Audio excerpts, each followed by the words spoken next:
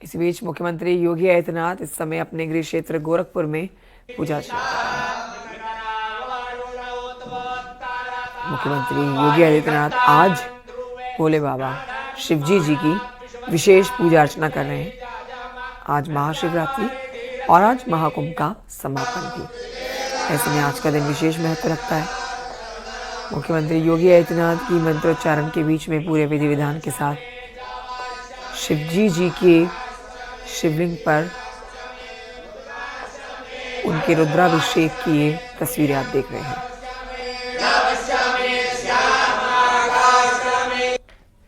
अपने गृह क्षेत्र में मौजूद मुख्यमंत्री योगी आदित्यनाथ आज सुबह सबसे पहले प्रयागराज महाकुंभ की उन व्यवस्थाओं को जान रहे थे जिसके लिए तैयारियां की गई थी। आज अंतिम स्नान, प्रयागराज महाकुंभ का अंतिम दिन, जिसके लिए अपने घर से, अपने आवास से मॉनिटरिंग कर रहे थे और सीसीटीवी कैमरे, ड्रोन की मदद से जैसे चौतरफा चप्पे चप्पे पर सुरक्षा के इंतजाम हैं, प्रशासन की व्यवस्थाएं हैं श्रद्धालुओं के लिए, चाहे वो घाट में डुबकी लगाने को लेकर है, चाहे साफ सफाई को लेकर है, चाहे उनकी सुरक्षा को लेकर है, चाहे वो आम हो चाहे वो खास हो, उन सभी व्यवस्थाओं को मुख्यमंत्री आज सुबह जान रहे थे। और इस समय मुख्यमंत्री योगी आदित्यनाथ विशेष पूजन कर रहे हैं भोले बाबा का। राम गोपाल और जानकारी देंगे। राम गोपाल, मुख्यमंत्री योगी आदित्यनाथ इस समय भक्ति में लीन नजर आ रहे हैं, जलाभिषेक कर रहे हैं भोले बाबा का।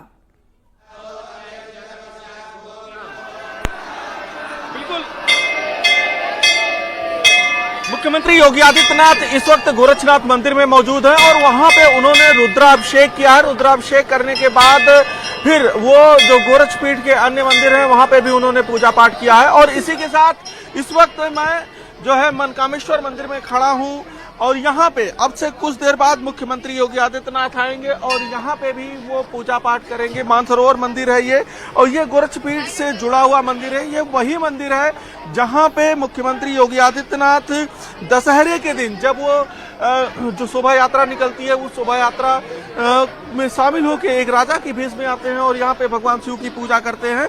तो उसी मंदिर में शिवरात्रि के दिन ये परंपरागत रूप से आके यहाँ पे पूजा पाठ करते हैं। तो यहाँ पे अभी आप देखिए, अभी जो आम भक्त हैं वो लाइनों में लगे हुए हैं और लाइनों में लग के भगवान शंकर की यहाँ पे पूजन अर्चन कर रहे हैं। मुख्यमंत्री सुबह से ही, आज चूंकि महाशिवरात्रि पे प्रयागराज महाकुंभ में शाही स्नान है, तो वो सुबह से वहां पे नजर बनाए हुए थे। कभी कंट्रोल रूम में जाके बैठ रहे हैं और कभी वहां अधिकारियों से पूछ रहे हैं कि क्या स्थिति है। और उसके बाद चूंकि शिवरात्रि है तो खुद भी पूजा पाठ करना है, तो उसके बाद रुद्राभिषेक कर रहे हैं, पूजा पाठ कर रहे हैं, मंदिर में पूजा पाठ कर रहे हैं। और इसी के साथ एक चीज और कि मुख्यमंत्री ने जनता दरबार भी लगाया, यानी कि जो भक्ति का काम है, जो काम है वो तो चलता रहेगा, जो शासन व्यवस्था का काम है वो भी चलता रहेगा, लेकिन जो जनता से मिलने का काम है, वो जनता से मिलने का काम भी चलता रहना चाहिए, उनके दुख दर्द को भी समझना चाहिए। तो उस काम को भी मुख्यमंत्री कर रहे हैं। हमारे साथ श्रद्धालु भी है, लाइन में लगे, दर्शन करने आई। जी जी। कितनी मान्यता है इस मंदिर की? बहुत बहुत पुरानी मान्यता है यहाँ पे। बहुत मान्यता है। जी जी, बहुत प्राचीन मान्यता यहाँ की है, बहुत प्राचीन मंदिर है ये। मनोकामना पूर्ण होता है? जी सर, मनोकामना पूर्ण होता है। बहुत पुराना प्राचीन मंदिर है और आप जनसैलाब देख रहे होंगे, श्रद्धालु जो है यहाँ पे एकत्रित हुए हैं और सब भगवान शिव से जो आराधना कर रहे हैं, पूजा कर रहे हैं। मनोकामना पूर्ण होती है क्या इसमें? हाँ, बहुत मनोकामना पूर्ण होती है। करीब 25 वर्षों से तो हम लोग आते हुए यहाँ पे हो गया। यहाँ का विकास देखकर तो बहुत अच्छा लगा और इस बार से की व्यवस्था इनकी बहुत अच्छी रही, हर बार से बेहतर व्यवस्था। हम भी इनके साथ हैं। तो यहाँ पे जो श्रद्धालु हैं वो व्यवस्थाओं से खुश हैं और चूंकि पूजा पाठ चल रहा है, आपसे कुछ देर बाद खुद मुख्यमंत्री यहाँ पे आएंगे, पूजा पाठ करेंगे और इसी के साथ गोरखपुर शहर के जो अन्य मंदिर हैं वहाँ पे जाएंगे। झारखंडी महादेव जाएंगे, झारखंडी महादेव के साथ साथ मुख्यमंत्री योगी आदित्यनाथ मुक्तेश्वर नाथ मंदिर भी जाएंगे और फिर वहां से जो चौक माफी का एक इलाका है, कैंपियरगंज विधानसभा क्षेत्र में पड़ता है, वहां पे जाएंगे। वहां पे भगवान दुधेश्वर नाथ महादेव की पूजा करेंगे और फिर भरोहिया मंदिर में पूजा करेंगे और फिर चौक माफी पे जाके पूजा पाठ करेंगे। तो इस तरीके से मुख्यमंत्री योगी आदित्यनाथ आज पूरा दिन भगवान शिव की आराधना करेंगे। चूंकि जो गोरक्षपीठ है, गोरक्षपीठ में गोरक्षपीठाधीश्वर जो है भगवान गोरक्षनाथ का प्रतिनिधि माना जाता है और भगवान गोरक्षनाथ को जो है भगवान शिव का अवतार माना जाता है। बिल्कुल राम गोपाल, और देखिए सिर्फ आज गोरखपुर वासी नहीं बल्कि प्रदेश के मुख्यमंत्री जिनका गृह क्षेत्र है गोरखपुर, वो भी इस समय विशेष पूजन में लीन नजर आ रहे हैं। मैं आऊंगी आपके पास, नितिका के पास चलते हैं जो कि हमारे साथ लखनऊ से लाइव है। नितिका, आप इस समय लखनऊ के किस प्राचीन मंदिर के बाहर से हमारे साथ लाइव जुड़ी हैं? क्योंकि आपके पीछे हम देख सकते हैं प्रचंड भीड़ है जिसको हम व्यवस्थित तरीके से लाइनों में आगे बढ़ते हुए देख पा रहे हैं। आप इन भक्तों से भी बात करिए, तस्वीरें भी दिखाइए और बताइए कि कितने उत्साहित आज भोले के भक्त हैं। ये कदरों से सावधान है, अपने पास वाले देखिए उत्साह किस तरह का है वो आप इन तस्वीरों से अंदाजा लगा सकते हैं, क्योंकि यहाँ पर मंदिर प्रांगण में तो भीड़ है ही, उससे भी कहीं ज्यादा भीड़ मंदिर प्रांगण के बाहर है, जहाँ कई किलोमीटर लंबी लाइनें लगी हैं। लगातार मंदिर में अनाउंसमेंट हो रही है कि जो भक्त हैं वो जैसे दर्शन मिलते हैं वैसे ही यहाँ से बाहर निकले, जिससे कि बाकी के जो लोग बाहर आदि खड़े हैं उनको भी मौका मिले और वो भी महादेव के दर्शन कर सके। यहाँ पर दूर दूर से लोग पहुंचते हैं। मलकामेश्वर मंदिर में मौजूद हैं, लखनऊ का मंदिर है जहाँ पर ये तमाम लोग दर्शन करके पूजन करके बाहर निकले हैं। आपको महादेव के दर्शन भी कराते हैं, क्योंकि शिव पार्वती के विवाह उत्सव का जो समारोह है वो यहाँ पर मंदिर में काफी धूमधाम से मनाया जाता है। पूरे मंदिर को सजाया गया, पूरे मंदिर प्रांगण को सजाया गया है। हल्दी मेहंदी की रस्म हुई थी, जिस तरह से पूरे विधि विधान से किसी भी विवाह उत्सव में चीजें होती हैं, उसी तरह से यहाँ पर मलकामेश्वर में इसको मनाया जाता है। और यहाँ पर आप देखेंगे कि जो भक्त हैं वो दूर दूर से यहाँ पर मंदिर में पहुंचे हुए हैं।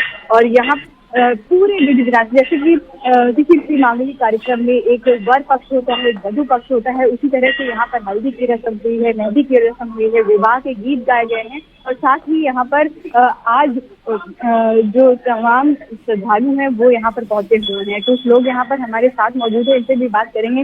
आप भोलेनाथ के दर्शन करने के लिए आई हैं, साथ में आप अपने टैग भी लाई हुई हैं। जी, मेरा नाम भोलेनाथ चाहती हूँ और मैं भोलेनाथ बाबा को मैं कोयल की आवाज में सुनाना चाहती हूँ, उनको बहुत पसंद है।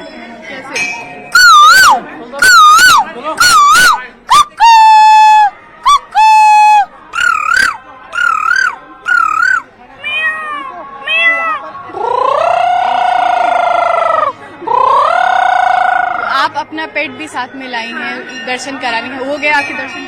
अभी नहीं, अभी दर्शन करना है। अच्छा ठीक है। तो यहाँ पर देखिए आपको आगे भी हम तस्वीरें दिखाते हैं कि किस तरह से अमित गंजू के पास चलते हैं, कानपुर से हमारे साथ लाइव है अमित गंजू। कानपुर वासी आज कितने उत्साहित हैं भोले बाबा का जलाभिषेक करने के लिए? मंदिरों में कितनी भीड़ है, कितनी लंबी लंबी कतारें हैं, वो तो आप दिखाइए। आपके पीछे तो हम सुरक्षा बल भी भारी संख्या में देख सकते हैं। देखिए कंचन जी, मैं आपको बताना चाहूंगा कि उनको हर शिवालय में भक्तों का तांता लगा के कानपुर इस आनंद मंदिर की बात करें, मैंने अपने गंगा के किनारे बना हुआ ये आनंदेश्वर मंदिर है। इसे मिनी काशी कहा जाता है। और यहाँ 12 बजे रात से एक लंबी लाइनें लगी, जो 2 किलोमीटर लंबी लाइन है। और मैं कैमरा से कहूँगा जहाँ तक कैमरे की नजर आ रही है श्रद्धालु और श्रद्धालु देखे जा सकते हैं। 300 करके श्रद्धालुओं को अंदर भेजा जा रहा है, क्योंकि धक्कर नाव को स्टैंडर्ड नाव का विशेष ध्यान रखा गया। और जहाँ तक देखा जा सकता है और सुरक्षा के समाप्त किए गए। हम इनसे बात करने की कोशिश करेंगे। मिस्टर वाजपेयी हमारे साथ हैं। और ये सर, कैसे आप लोग देख रहे हैं आज का दिन, कैसे देख रहे हैं? और जिला प्रशासन, मंदिर प्रशासन ने जो भी इंतजाम किए हैं बहुत अच्छे हैं और सभी लोग अच्छे से दर्शन कर रहे हैं। महिला और जो बुजुर्ग है उनके लिए हमारे पार्षद जी हैं जो स्वयं खड़े हुए हैं और जो ऐसे लोग नवा रहे हैं। आऊंगी आपके पास अमित गंजू। हमारे साथ इस समय जगत गुरु सतीशाचार्य जी महाराज जी जुड़ गए हैं। स्वागत है सर आपका न्यूज 18 पर, और आपको सबसे पहले ढेरों शुभकामनाएं। आज महाशिवरात्रि की आपसे समझना चाहेंगे आज का दिन कितना और विशेष हो जाता है। महाशिवरात्रि तो है ही, लेकिन महाकुंभ के समापन पर महाशिवरात्रि का होना कितना महत्व रखता है? जी बहन कंचन, सबसे पहले बहुत शुभकामनाएं आपको महाशिवरात्रि की, आपको और आपके ढेरों तमामों करोड़ों करोड़ों दर्शकों को, क्योंकि इस संसार में आप लोगों ने जो अलौकिक काम किया है, आपने समूचे विश्व को सत्य और वास्तविकता सत्यापित करके दिखाने का काम किया है। महादेव का नाम एक सत्य के आशीष भी है। सत्य के स्वामी भी हैं।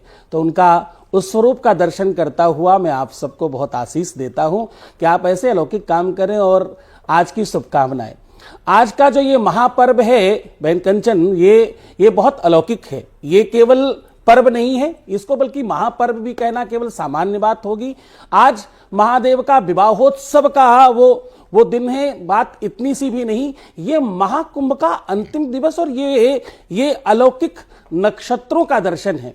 ग्रह नक्षत्र अपने आप में एक निश्चित राशि पर, मकर जो 12 राशियों में से एक प्रमुख राशि है जिस पर कुछ सर्वाधिक बड़े ग्रह माघ, मकर, रवि, शुभ गति हुई, तीर्थपति आव सब कोई।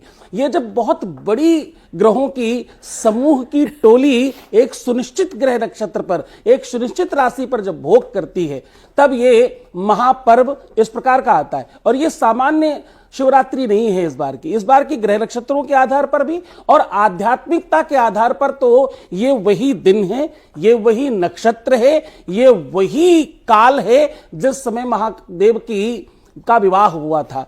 हर वर्ष हम लोग केवल उस दिवस को मनाते हैं, हर वर्ष केवल और केवल हम लोग उस काल को, उस समय को मनाते हैं।